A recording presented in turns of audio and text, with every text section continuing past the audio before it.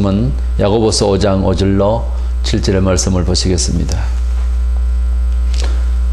너희가 땅에서 사치하고 방종하여 살육의 날에 너희 마음을 살찌게 하였도다. 너희는 의인을 정죄하고 죽였으나 그는 너희에게 대항하지 아니하였느니라. 그러므로 형제들아, 주께서 강림하시기까지 길이 참으라. 보라, 농부가 땅에서 나는 귀한 열매를 바라고 길이 참아 이른 비와 늦은 비를 기다리나니. 아멘. 예수 그리스도인들이 핍박을 받고 믿음의 여인들이 어려움을 당하는 세상에서 인내가 필요함을 본문에서 가르치고자 하고 있습니다. 그래서 주님께서 재림하시는 그날을 기다리면서 농부가 귀한 열매를 바르듯이 그렇게 이른 비와 늦은 비를 기다리고 때를 기다리는 마음으로 그렇게 농부의 농사일을 하듯이 우리 하나님의 백성들이 하나님이 주실 은총을 기다리면서 또 예수께서 재림하실 그날 기다리면서 소망 가운데서 기다림의 그런 생활을, 믿음의 생활을 하라고 권면하고 있습니다. 인생은 기다림의 연속이라는 말이 있습니다. 우리 성도들은 특별히 불신자와 다른 몇 가지 기다림의 연속이 되어야 되는데 그 중에 세 가지로 오늘 기다림의 성도 이런 제목으로 몇 가지를 은혜 나누고자 합니다. 첫 번째, 하나님의 나라에 가서 우리가 영원히 살게 될 것에 대한 것을 기다리는, 즉 천국을 기다리는 마음으로 인생을 살아야 된다는 것입니다. 그리스도인의 궁극적인 인생의 꿈이라면은 영생의 그날에서 우리가 하늘나라에 예수 그리스도와 모든 믿음의 형제 자매들과 함께 우리가 영원히 살게 되는 그날을 바라보는 영생 부활이 우리 인생의 최대의 목표이고 이 지상에서 비교할 수 없는 우리의 소망이 되는 것입니다. 예수님께서 이 세상에 오신 목적, 기독교가 이 세상에 생긴 목적마저도 요한복음 6장 40절에 예수님께서 친히 부활을 위해서 오셨다고. 인생은 와서 그냥 죽고 없어지는 것이 아니라 영원히 이제 하나님의 나라나 혹은 지옥으로 가야 하는 이런 기로에 서 있는데 우리를 예수께서 영생의 그날에 갈 수 있도록 하시기 위해서 오셨다. 이렇게 친히 주께서 이 세상에 오셨던 목적을 말씀하셨습니다.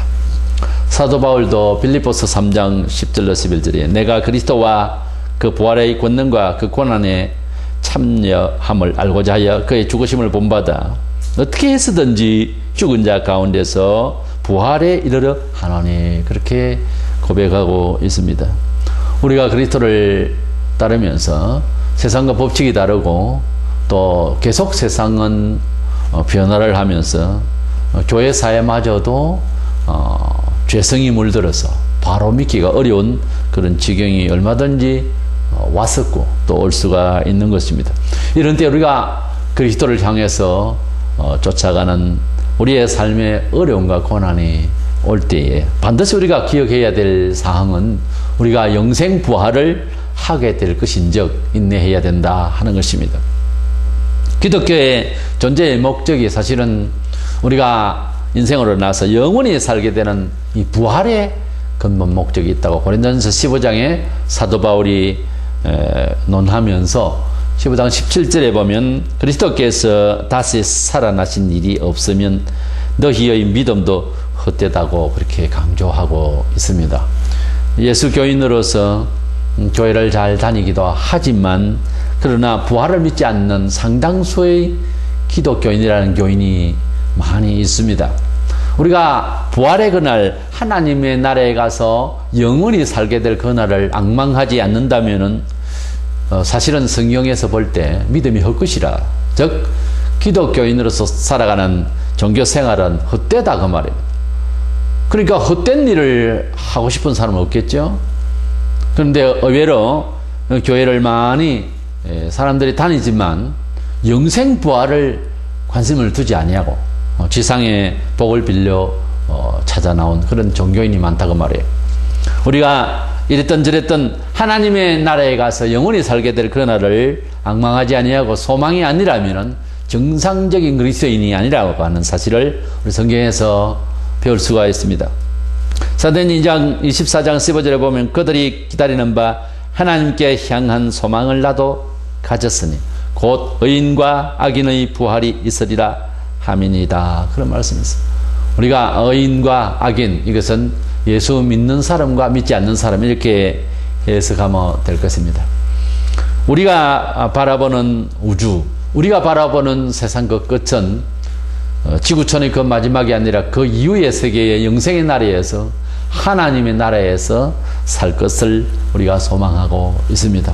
하나님의 나라를 바라본다고 하는 이 우주관, 하나님의 나라에서 영원히 살게 될 인생이라고 하는 이 인생관은 불신자와 완전히 다른, 세상을 살아도 같이 대화를 나누고 문화생활을 같이 한다 해도 하나님의 나라를 가지 못하고 있는, 갈 수가 없는 불신자들과 하나님의 나라를 갈 수밖에 없는 하나님의 백성들의 사유, 정서, 인생관이, 가치관이 다르기 때문에 삶의 모든 과정에 있어서도 많이 다를 수밖에 없는 것이죠. 사후의 세계 천국을 믿지 않는다면 기독교인이라고 할 수 있을까 하는 것입니다. 우리는 우리 인생관이 분명히 하나님의 나라에서 영생을 받을 것이 최대의 축복이에요. 최대의 소망으로 알고 산다면 그래도 그나마 고난과 어려움이 오더라도 인내할 수 있는 그런 저력이 생기고 동기를 우리 마음속에 가질 수가 있는 것입니다.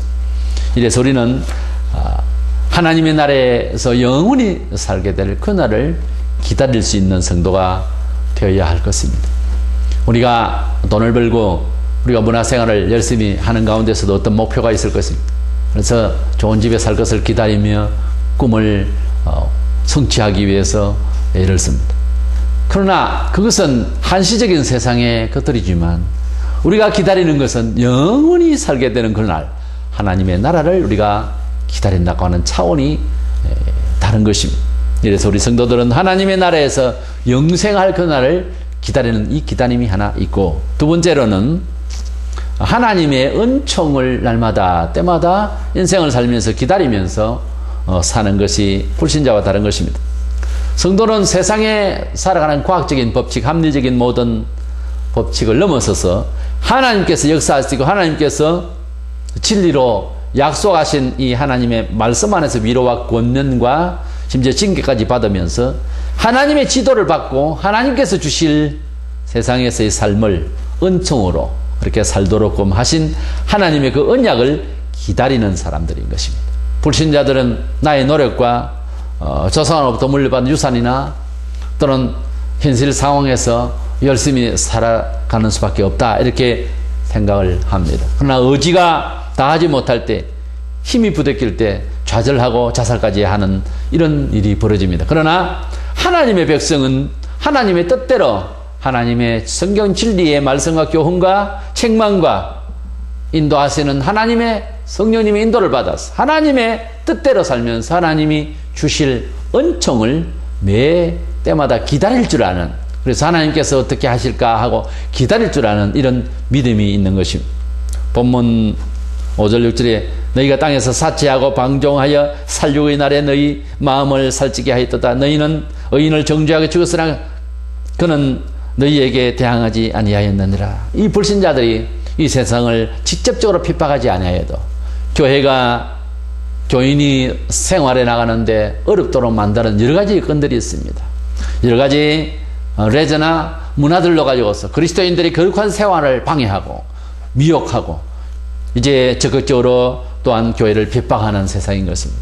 그리고 종래 순교자를 만들어내는 이런 죽이는 일까지 벌리는 것이 세상의 악한 일들인 것입니다. 이 세상은 사실상 공산주의니 자본주의니 사회주의니 하는 이러한 사상적 이데올로기가 사실은 물질과 그리고 방종, 사치 이런 것으로 사실은 다 통일되고, 인생이라고 하는 것은 하나님을 만나서 새로운 특별한 변화를 입기 전에는 어느 시대에 어느 이데올로기에 지배를 받더라도 삶을 살아가는 태도에 있어서 결국 사치하고 사치하면 방종하게 되어 있는 것입니다.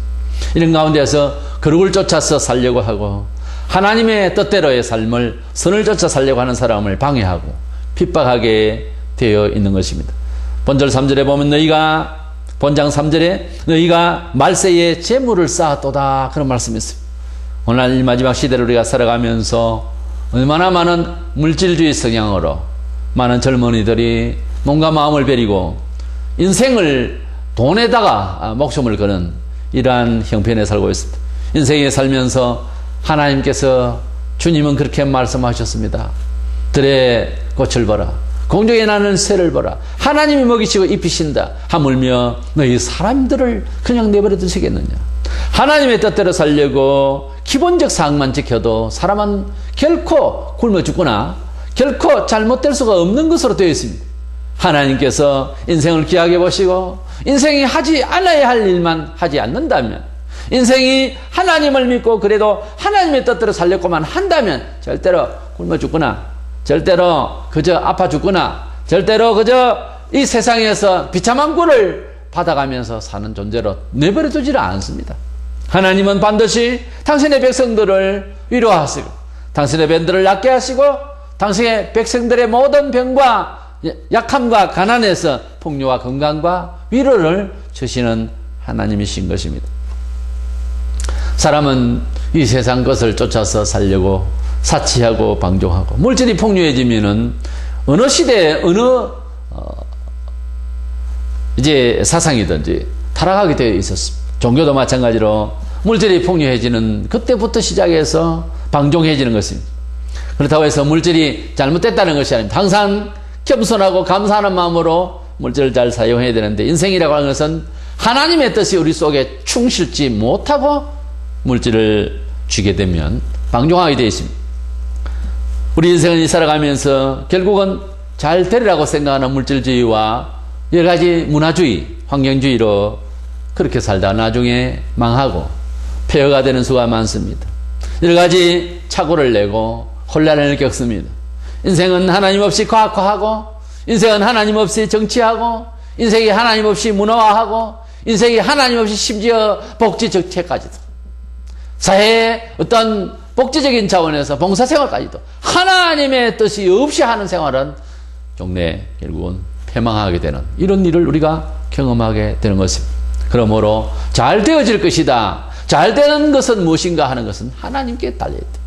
잘 되고 못 되는 것은 하나님의 말씀에 근거했을 때에 그것은 안전도가 많고 그것은 나중에 후회함이 없는, 하나님이 역사하시고 보호하시는, 지키시는 그런 삶이 우리를 인도하게 된다는 것입니다. 그러나 우리 사람이 스스로 가지고 있는, 우리 사람이 인도하는, 우리 사람이 처세하는 것은 나중에 항상 후회가 따르는 것입니다.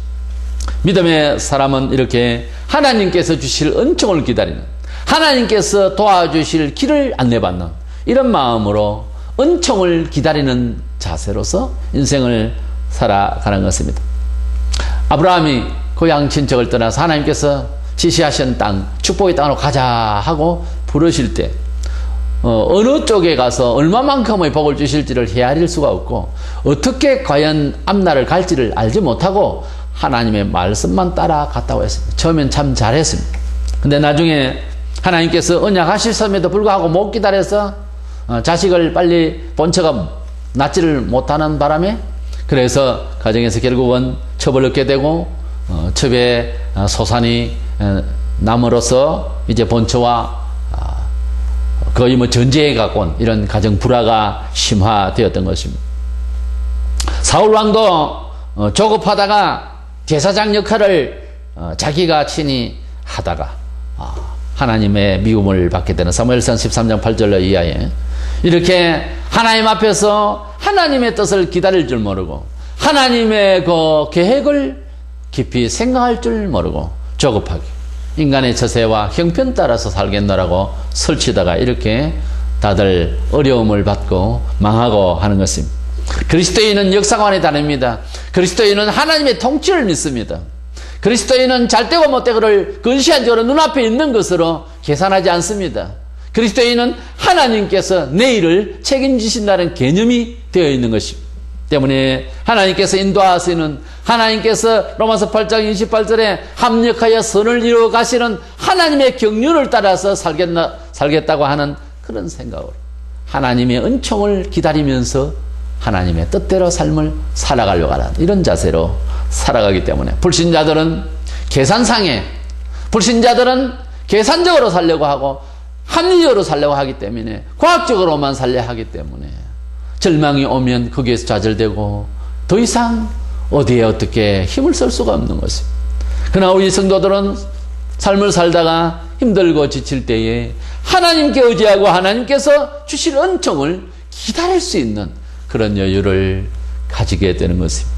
그럼에도 불구하고 믿음의 사람들이라는 사람들이 성경에도 보면 수많은 사람들이 너무 조급하게 하나님의 은총을 기다릴 줄 모르고 하나님의 언약을 기다릴 줄 모르고 급하게 인간적으로 설치다가 문제를 야기하고 후회가 되고 망하게 되는 일이 참 많습니다. 하나님께서 주실 은총을 기다릴 줄 모르고 이스라엘 백성들이 광야에 와서 그 지긋지긋한 애굽의 400년의 종로로 돼서 해방을 받았지만 그곳에서 또 금송아지를 만들고 또 하나님 앞에 절급하게 그렇게 불만을 하다가 멸망을 받는 그런 역사를 우리가 보았었습니다.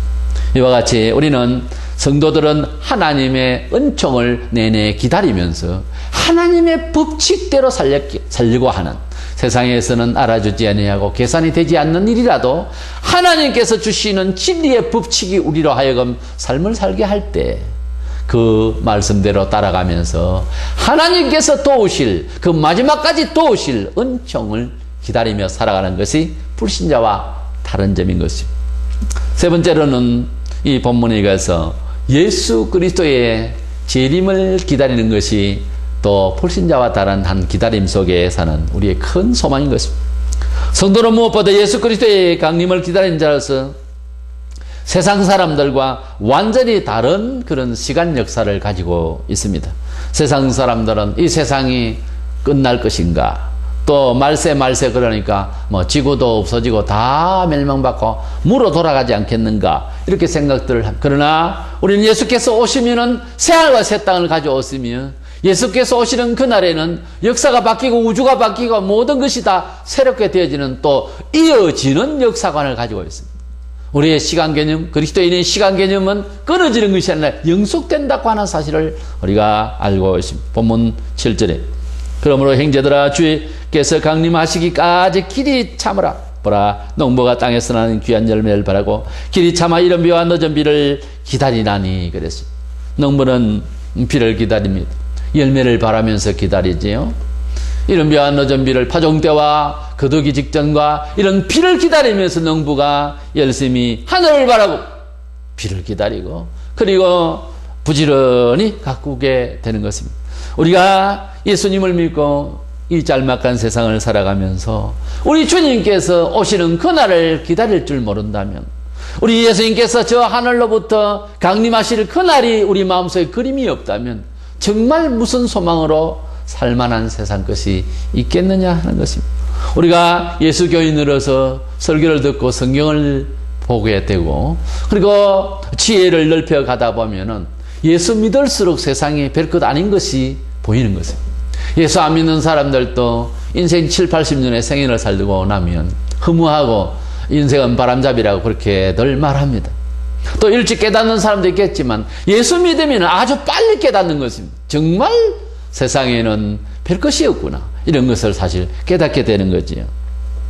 우리가 가지고 있는 믿음의 소원 중에서 바로 예수께서 오시는 그날에 우리가 최고의 축복, 예수께서 다시 오시는 그날에 모든 것을 해결해 주시고 심판할 것과 공의로 다 판정해 줄 것과 그리고 내가 주님을 위하여서 봉사한 것이 있다면 거기에 대한 상을 다 베풀어 주실 것을 그날을 기다리는 것이 우리 성도들의 최고의 축복의 소망인 것입니다.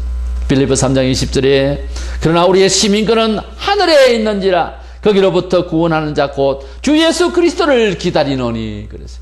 우리가 예수께서 오신다면 우리는 하나님의 천국의 백성으로서 그제사 우리의 왕이 예수여 우리는 그의 백성이요 새하늘과 새 땅이 우리의 땅이 되는 것입니다. 우리는 하나님의 백성입니다.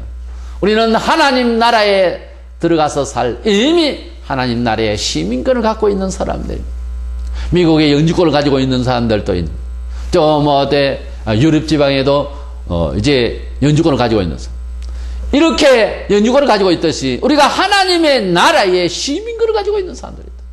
우리의 왕은 이 세상에서 어떤 사람이 아니라 예수 그리스도가 만왕의 왕이라고 하는 표현대로 예수님은 만왕의 왕으로서 우리의 영원한 왕이신 것입니다. 나의 왕이요 우리의 왕이요 세상을 지배하시는 왕이신 것입니다. 그 왕을 모신 자들이 바로 우리 하나님의 백성들인 것입니다. 새하늘과 새 땅에서 영원히 살 그날을 위해서 주님이 이 땅에 다시 우리를 만나러 우리를 부르시고 우리를 데리러 오신다고 약속하셨습니다. 내가 아버지의 나라에 가서 준비하고 너희들을 다시 데리러 오겠다고 요한복음 14장에 주님이 우리를 데려가실 것을 약속해 주셨습니다. 우리는 하나님의 백성으로서 지상에 긴가민가하고 세상을 살아가는 불신자들과 다른 정체성이 있어야 돼요. 세 가지의 기다림. 우리가 하나님 앞에서 무엇을 기다립니까? 영생의 그날, 부활의 그날을 기다립니다. 천당을 기다립니다. 우리가 삶을 살아가면서 졸급하게 사는 것이 아니라 과학화해서 그래서 절망하고 그래서 한계를 느끼기 위해서 아니라 무한대의 하나님의 역사를 기다리는 은총을 기다리는 그런 기도가 있고 그런 믿음의 바람이 있는 사람들인 것입니다.